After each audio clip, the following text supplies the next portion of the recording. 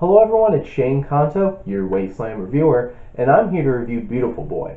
And I was very excited when I first saw the trailers for this because I love Steve Carell. I was very interested to see a meaty role for Timothee Chalamet after Call Me By Your Name, since he had smaller roles in, say, Lady Bird and Hostiles, and I was looking forward to seeing what he did again with a bigger, meatier role. And this is one of the more disappointing films based off of, like, I saw the trailer, I like the people in it, and it just wasn't as great as I would have wished it would be. And I'm not saying this is a bad film. It does things well. The acting is fantastic, but in general, this film really doesn't go beyond just telling its story and really hitting the depths of where this film could have gone. Felix van Groningen is the director of this film and also helped write this film. I feel like they made some choices of storytelling using nonlinear storytelling in the structuring and the editing of this film. And I don't think it really worked for the film. It kind of was, there's moments of cross-cutting that I thought was pretty impressive, but in terms of actually telling story, this was bouncing around so much that I felt all jumbled, and I didn't feel like I was watching a coherent story at times because it's just like scene, scene, scene, scene, scene, and it's all thrown together, and it's kind of hard to figure out where in this process, which it could be true that they're trying to capture the sense of addiction, because that's what this film's about. Timothee Chalamet is a young man, Nick, who has an addiction to drugs, including meth, and his dad, David, is the one who's trying to pull him out, but also him dealing with the fact that it's like, he's trying to find that balance. How much do you help?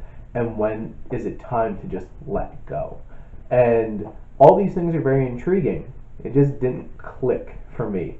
I felt between the acting, in the moments, I felt the emotional impact, but it wasn't like I'm feeling throughout this whole entire story where I'm like, I'm so invested in these characters, I really need to see what happens. I felt it when the actors sold it to me. But in terms of how the film actually carried those emotions, I don't know if it was how choppy the storytelling was, or I don't know, it just didn't click for me. So emotionally, I wasn't as invested in this film. And in terms of the writing, as I mentioned, the director also wrote this with Luke Davies, and some of the dialogue, between the father and son, I appreciated, especially some of their interactions, but there's some serious, like, hitting you over the head kind of exposition in this film, and I felt like the story didn't build.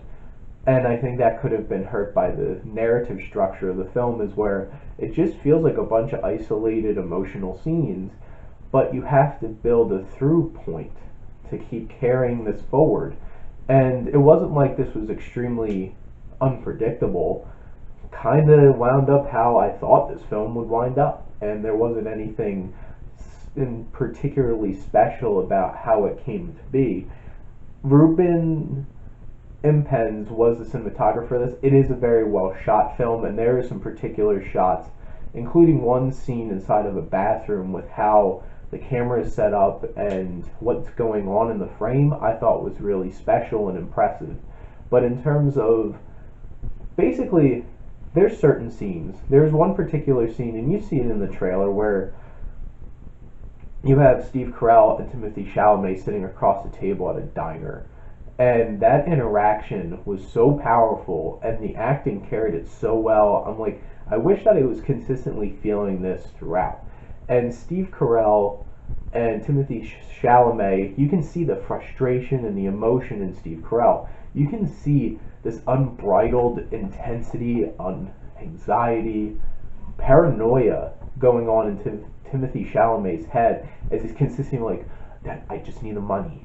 And like, you can see him slowly about to snap and not being in control of himself, which was expertly told us completely like, here, let me tell you all the things about crystal meth in one scene earlier in the film, which is like, I guess it did its job, but it's like you could have done it in a bit of a smoother way. But in terms of how that's played out and how the actors commit to it was really powerful. But I'm not saying this is a bad film, not saying it's a great film.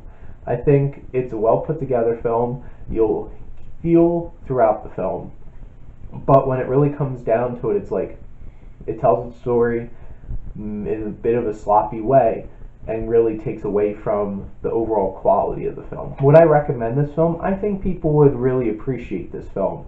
And honestly, I feel like this might be more for general audiences who might just be looking at the emotional heft of some of the scenes and the acting.